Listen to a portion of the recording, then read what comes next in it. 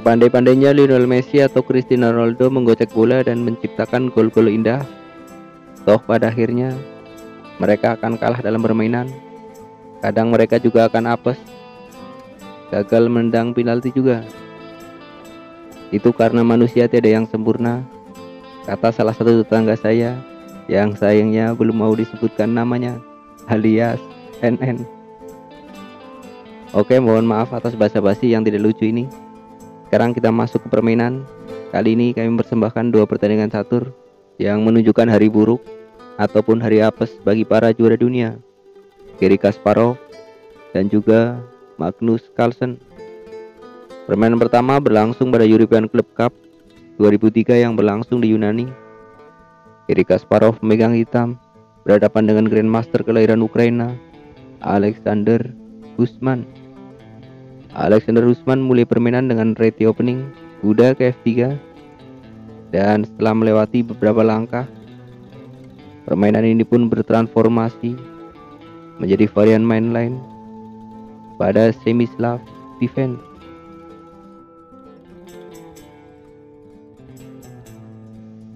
Selanjutnya pion hitam ke 6, pion putih ke B3.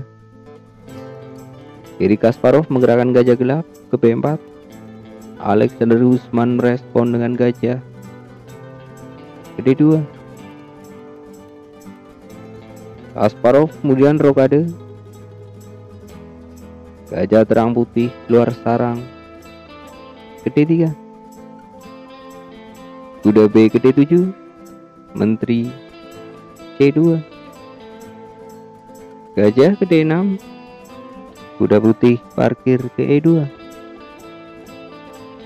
Pion ke C5, Alexander Usman rokade pendek. Kasparov kemudian mendorong pion ke B6, dijawab dengan pion makan pion di D5. Pion hitam mengambil pion, kuda putih bergerak ke G3. Gajah ke B7, kuda terus bergerak ke F5. Gajah mundur ke C7, pion makan pion.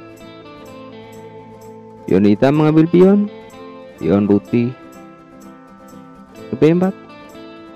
Kasparov merespon dengan mendorong pion ke C4. Gajah putih mundur ke E2. Kuda hitam menyelinap ke E4.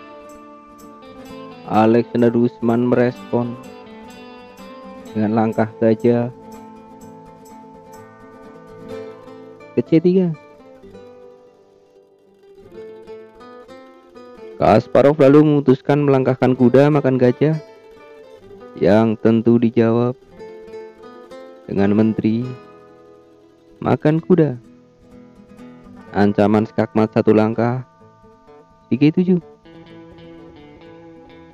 Kasparov langsung mencegah skakmat dengan menempatkan kuda ke F6, benteng F ke D1.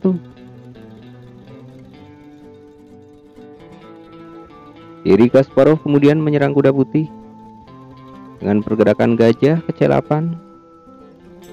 Secara sekilas tak ada yang salah dengan langkah ini, namun ternyata langkah ini merupakan sebuah blunder yang tentunya langsung dimanfaatkan oleh Alexander Usman dengan langkah pengorbanan benteng makan pion di D5. Jika sekarang Kasparov menjawab dengan menteri makan benteng, maka akan berhadapan dengan langkah karakter kuda ke E7. Atau bagaimana jika pada posisi ini Garry Kasparov mengambil benteng putih menggunakan kuda? Maka senjakala menghampiri sang Maharaja Hitam karena menteri makan pion. Kakmat. Karena sadar akan kesaktian benteng putih ini pada game aslinya, setelah benteng makan pion di D5, Kasparov tidak berani mengambil benteng. Jadi Kasparov melanjutkan permainan dengan menggeser menteri ke E8.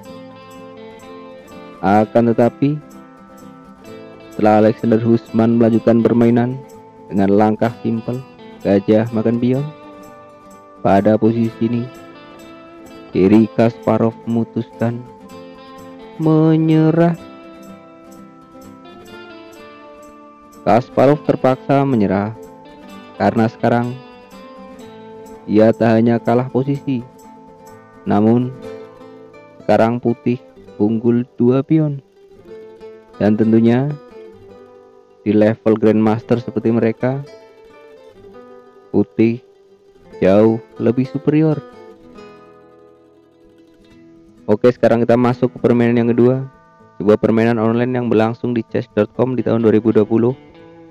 Magnus Carlsen sebagai hitam berhadapan dengan Grandmaster negeri Samba Brasil, Luis Paulo Supi. Luis Paulo Supi mulai permainan dengan pion E4. Carlsen merespon dengan Scandinavian Defense, pion D5.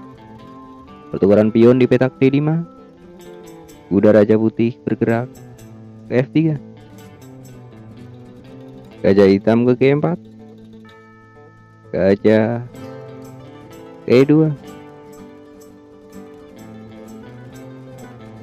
Kuda ke C6.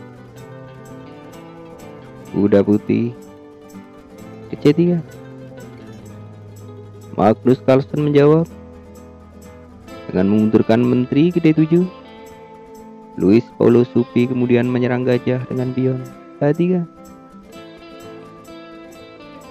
Dan setelah terjadi pertukaran gajah dengan kuda di petak F3, dua belah pihak kompak rokade.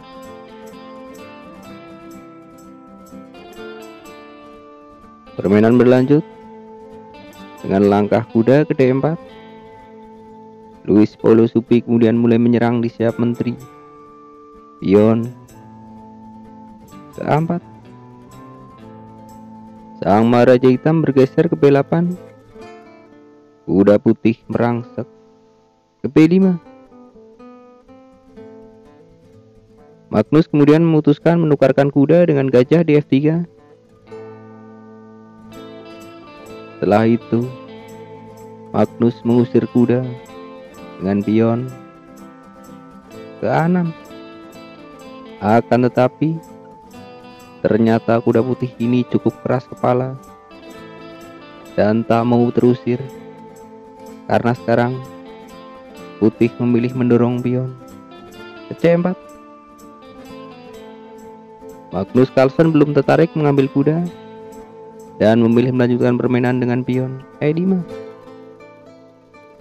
Paulo Supi terus menyerang dengan pion ke D4.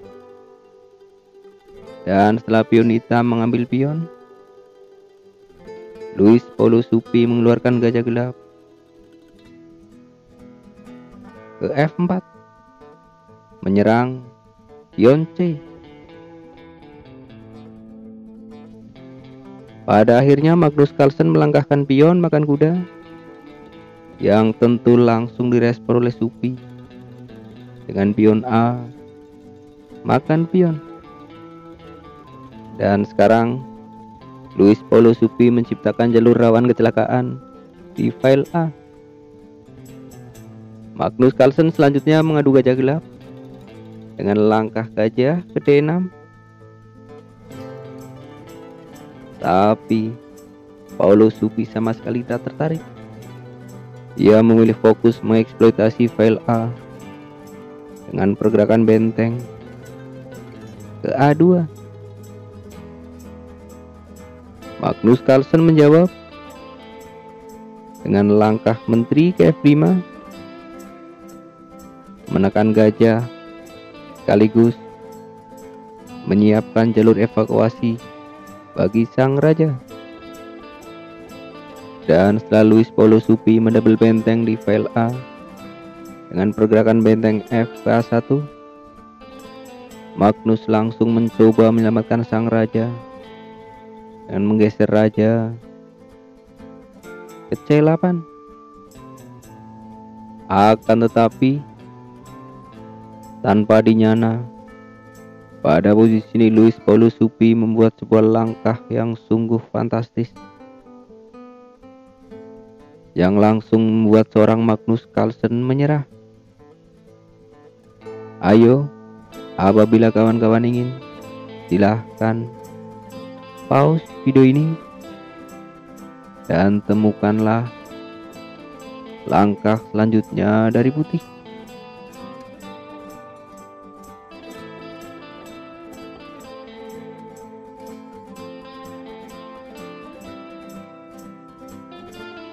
Pada posisi ini, Louis Paulus Suppi mengorbankan menteri dengan langkah menteri ke petak C6. Dan setelah langkah ini, Magnus Carlsen langsung menyerah. Sang juara dunia terpaksa menyerah karena ia sadar apapun yang ia lakukan di posisi seperti ini, sang Maharaja Hitam sudah mustahil untuk ditolong.